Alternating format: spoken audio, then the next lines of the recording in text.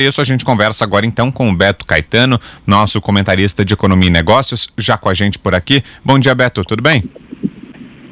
Bom dia, Vitor. Bom dia, Adriana. Bom dia a todos que nos acompanham na Jovem Pan. Ô, Beto, Vitor, em relação a isso, eu queria saber de você exatamente os efeitos até da visita feita ontem pelo presidente Jair Bolsonaro ao Supremo Tribunal Federal. Teve impactos também? Então, Vitor, o presidente já ficou bem evidente, né, que ele gosta de produzir acontecimentos capazes de gerar imagens que impressionam, né?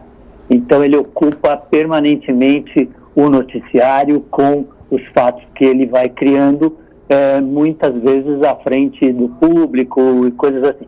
Então ontem, como nós vimos, ele, o capitão mais famoso do país, né, ele capta uma excursão inédita pela Praça dos Três Poderes até o Supremo Tribunal Federal, a sede do Supremo Tribunal Federal.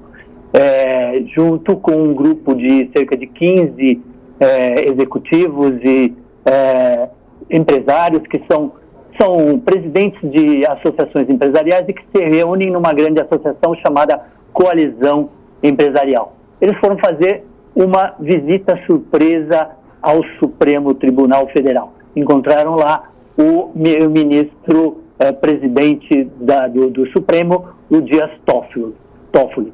Então eles foram recebidos pelo Toffoli e o Bolsonaro aproveitou o tempo para bater na tecla que ele sempre aperta, que é a da reabertura imediata das atividades no país, reabertura do comércio, coisa e tal.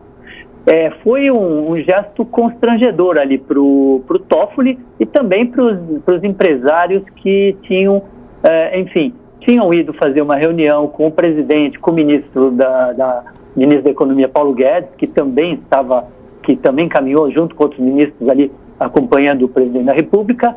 Eles tinham ido discutir a situação do setor industrial, falar sobre planejamento de uma volta no futuro e também reclamar muito que o crédito prometido não está fluindo para as empresas, né? E acabaram tendo que participar, aí foram compelidos a participar dessa cena liderada pelo presidente, né? Quer dizer, isso aí a gente viu aí no noticiário, acabou gerando mais um ponto de tensão, né? Foi lido como uma pressão sobre o Supremo e é isso, mais talvez aí questões a ser resolvidas entre poderes da República. Roberto, e por outro lado, o Congresso também entregou ao governo um outro problema, né? Pois é, no dia anterior, na quarta-feira, a Câmara havia concluído a votação das medidas de socorro a estados e municípios, né? Bom, parte do que o Paulo Guedes, ministro da Economia, reclamava em relação ao plano original que havia sido feito pela própria Câmara foi contemplada, há uma previsão de uma ajuda num valor determinado e não um valor em aberto, e o ministro havia também pedido que esse plano incluísse como contrapartida dos estados e municípios um congelamento dos salários dos servidores públicos. A ideia do ministro é a seguinte: os servidores não tiveram até agora e não teriam mesmo cortes salariais como está acontecendo no setor privado, né? Quer dizer, tem gente perdendo emprego e tem gente tendo corte dos salários. Os servidores teriam preservado os seus salários, mas mantido o valor, quer dizer, congelado por 24 meses. Bom, a Câmara reduziu para 18 meses o prazo e criou umas exceções. As exceções são 70% dos servidores, quer dizer, só 30% é que, exceções que eu quero dizer, assim, permitindo que venham a ter reajustes de salário, aumentos nesse período, né? E só 30% ficariam de fora disso. Até fico pensando, né? O que um servidor que está entre esses 30% fica pensando, né? Por que nós ficamos de fora, né? Então, essa bomba em relação a reajustes dos salários dos servidores, ela caiu no colo do presidente da República. O presidente é que vai ter que decidir agora o que faz com isso. O presidente ontem também sinalizou que vai vetar, como quer o ministro Guedes, essa parte do plano. Anteriormente, ele tinha dado um sinal verde, de que ele concordava que os servidores viessem a ter reajuste. Ontem ele falou que vai atender o Guedes. Vamos ver o que vai sair.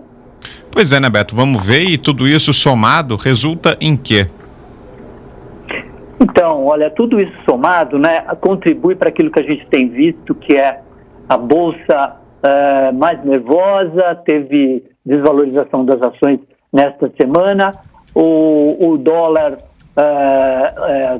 subindo, quer dizer, hoje tem um pequeno alívio, mas o dólar na semana subiu bastante, ou seja, nossa moeda está sendo desvalorizada, né, quer dizer, o nosso poder de compra está sendo desvalorizado, então alimenta esse tipo de movimento, né. Agora, além disso, né, a gente vê a repercussão internacional aí na área da economia em relação a esses desencontros, né. No começo da semana, nós vimos a notícia de que a agência de classificação de risco Fitch, né, uma agência internacional, ela atribuiu uma perspectiva negativa à nota da dívida brasileira. O que é isso? Essas agências, elas acompanham principalmente a dívida dos países, a situação fiscal, a condição dos países pagarem as contas, né? E então elas fornecem esses relatórios, essas análises que os investidores levam em conta, se vão ou não vão investir, comprar títulos de um país, até se vão fazer algum investimento produtivo, né?